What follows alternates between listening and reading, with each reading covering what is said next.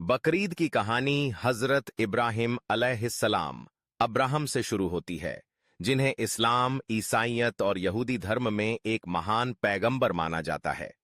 यह कहानी कुरान में सूरह अस साफ़ात सूरह 37 आयात 99 से 113 में वर्णित है और मुस्लिम समुदाय के लिए एक प्रेरणादायक उदाहरण है। हजरत इब्राहिम अलैहिस्सलाम एक नेक नबी थे, जिनकी जिंदगी अल्लाह के प्रति समर्पण की मिसाल थी।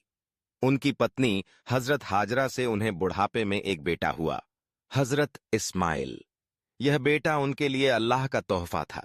लेकिन एक रात हजरत इब्राहिम ने सपने में देखा कि अल्लाह उन्हें हुक्म दे रहा है, अपनी सबसे प्यारी चीज की कुर्बानी दे दो। वे समझ गए कि यह इस्माइल की कुर्बानी का इशारा था। उनका दिल दहल गया, लेकिन ईमान मजबूत था। जैसे ही हजरत इब्राहिम ने इस हुक्म को मानने का इरादा किया, शैतान को यह बात नागवार गुजरी। वह नहीं चाहता था कि हजरत इब्राहिम अल्लाह की आज्ञा पूरी करें। शैतान ने पहला हमला बोला। वह हजरत हाजरा के पास गया और उन्हें उकसाने की कोशिश की। उसने कहा, क्या तुम्हें पता है इब्राहिम तुम्हारे बेटे को मारने जा रहे हैं? हजरत हाजरा का दिल कांप उठा, लेकिन उनकी आस्था अडिग थी। उन्होंने शैतान को पहचान लिया और उसे पत्थर मारकर भगा दिया। हजरत इब्राहिम ने अपने बेटे इस्माइल से सपने की बात कही। उन्होंने पूछा, बेटा, मैंने सपने में देखा कि मुझे तुम्हारी कुर्बानी देनी है, तुम क्या कहते हो? इस्माइल ने बिना डरे जवाब दिया, अब्बा, अगर यह अल्लाह का हुक्म है तो मुझे कोई ऐतराज नहीं। आप जो अल्लाह ने कहा वही करें। यह सुनकर हजरत इब्राहिम की आंखें नम हो गईं, लेकिन उनका हौसला और बढ़ गया। शैतान फिर हारा नहीं। उसने दूसरा दांव खेला और इस्माइल के पास पहुंचा। उसने कहा, ए इस्माइल, क्या तुम्हें अपनी जान की परवाह नहीं? तुम्हारा बाप तुम्हें मारने जा रहा है। लेकिन इस्माइल ने शैतान की चाल को समझ लिया।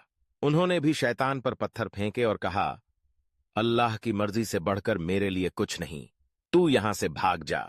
वह दिन आ गया जब कुर्बानी होनी थी। हजरत इब्राहिम अपने बेटे को लेकर मक्का की वादी में पहुंचे। रास्ते में शैतान ने तीसरी बार दखल दिया। इस बार वह हजरत इब्राहिम के सामने आया और बोला, ए इब्राहिम, क्या तुम पागल हो गए हो? अपने बेटे को मारकर क्या हासिल करोगे? हजरत इब्राहिम का गुस्सा भड़क उठा।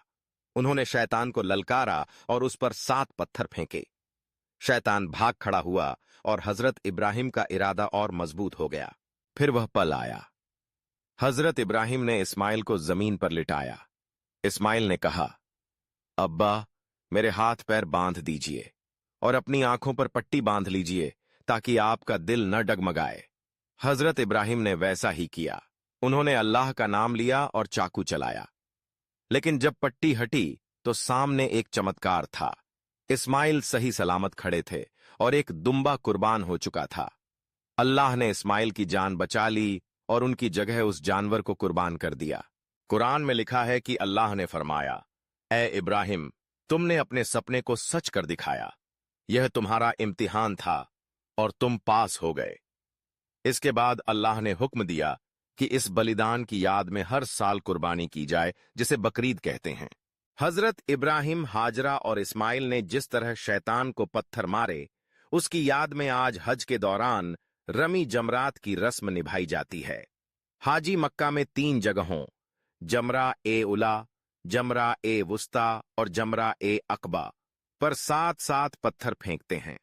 यह शैतान को ललकारने और उसकी चालों से बचने का प्रतीक है। बकरीद के दिन भी यह याद दिलाता है कि हमें अपने ईमान को हर शैतानी बहकावे से बचाना है। बकरीद में कुर्बानी का गोश्त 3 हिस्सों में बांटा जाता है। एक हिस्सा परिवार के लिए, दूसरा हिस्सा दोस्तों रिश्तेदारों के लिए, तीसरा हिस्सा जरूरतमंदों में।